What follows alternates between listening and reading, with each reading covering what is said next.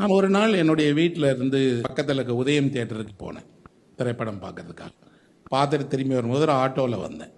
எங்கள் வீட்டில் இருந்து அந்த திரையரங்குக்கு போகிறதுக்கு 20 ரூபாயிலேருந்து 25 ரூபாய் கட்டணம் இருக்கும். பக்கத்தில் இருக்குது. வழக்கமாக 25 ரூபாய் கேட்பாங்க, ரொம்ப பணம் 30 ரூபாய் கேட்பாங்க. அன்றைக்கி ஆட்டோவில் ஏறி போகலாமான்னு சொன்னேன். ஆட்டோ டிரைவர் வந்து என் வீட்டு வாசலில் விட்டுட்டான். நான் 100 ரூபாய் எடுத்து ஆட்டோ டிரைவர்கிட்ட கொடுத்தேன். எவ்வளோ சார் அப்படின்னு கேட்டான். நான் சொன்னேன், எவ்வளோ வேணாலும் எடுத்துக்கோ, ஆனால் நீ எவ்வளவு ஏமாத்துவேன்னு நான் தெரிஞ்சுக்கணும் அப்படின்னு சொன்னேன். அவன் அப்படியே முதல்ல பார்த்துட்டு புரியல சார் அப்படின்னா. இல்லைப்பா, 100 ரூபாய் வேணாலும் நீ வச்சுக்கலாம், இல்லை 50 ரூபா எடுத்துக்கலாம், 75 ரூபா எடுத்துக்கலாம், ஆனால் எவ்வளோ ஆகும்னு எனக்கு தெரியும். எவ்வளவு அதிகம் என்ன நீ ஏமாத்துவ அதை நான் தெரிஞ்சுக்கிடணும்ப்பா, நீயே வச்சுக்கோ அப்படின்னு. ஏன் சார் பிரச்சனை பண்ணுறீங்க அப்படின்னு கேட்டேன். நான் எங்கடா பிரச்சனை பண்ணுறேன், நான் தான் 100 ரூபா கொடுக்குறேனே அப்படின்னு.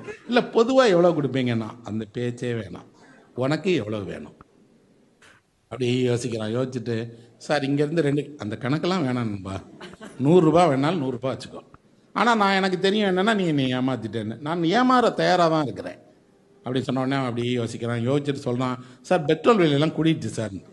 எதுவுமே கேட்கல, நீ உன்னுடைய எல்லா காரணங்களையும் நான் ஒத்துக்கிறேன், எடுத்துகிட்டு கூட அப்படி போயிட்டே இருக்கலாம், என்னை திரும்பி பார்க்க வேணாம்ப்பா, நான் பாட்டு போயிட்டு இருப்பேன் அப்படின்னா வாங்க மாட்டேங்கிறான். நின்றுக்கிட்டே இருந்துட்டு என்கிட்ட திரும்பி கேட்குறான், இல்லை சார் ஒரு சவாரின்னா முன்னாடி பேசிக்கணும் சார், இதெல்லாம் பெரிய ரோதனையாக இருக்குது சார் எனக்கு. டேய், காசு கொடுக்காட்டா தான் பிரச்சனை, காசு தான் கொடுக்குறேனே அப்படின்ட்டு அப்படி யோசிச்சு பார்த்துட்டு, நீ எப்பவும் எவ்வளோ கொடுப்பேன், நான் எவ்வளோ வேணாலும் கொடுப்பேன், இன்னைக்கு எவ்வளோ வேணும் அப்படி யோசிச்சு பார்த்துட்டு, 25 ரூபா கொடு சார்.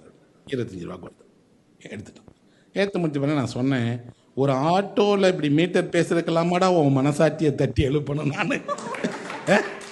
நீயா 25 ரூபான்னு சொன்னால் நான் 30 ரூபா கொடுப்பேன், 40 ரூபா கொடுப்பேன்.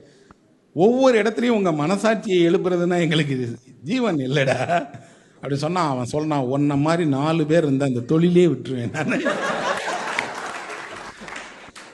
அவனை ஒரு சாதாரண மனுஷன்தான், ஆனால் ஏன் மனசாட்சியை தொட்டா தப்பு பண்ண தோண மாட்டேங்க. எனக்கு அதுதான் பெரிய விஷயம். என்னென்னா, அவனை தான் நான் தப்பு பண்ணுன்னு சொல்கிறேனே, அனுமதிக்கிறேனே, நான் ஏமாற தயாராக தானே இருக்கேன். அவன் ஏன் பயப்பட்டான்? சாதாரண திரையரங்கத்திலேருந்து வீட்டுக்கு திரும்பி போகிற ஒரு மனுஷன் தானே, என்னை பற்றி எதுவுமே அவனுக்கு தெரியாது. ஒரே ஒரு விஷயம் நண்பர்களே, எப்போ நீங்கள் எந்த விஷயத்தில் எதிராளியினுடைய மனசாட்சியை தொட்டுட்டாலும் போதும், அங்கே உண்மைதான் ஜெயிக்கும், ஒருபோதும் போய் ஜெயிக்கவே ஜெயிக்காது.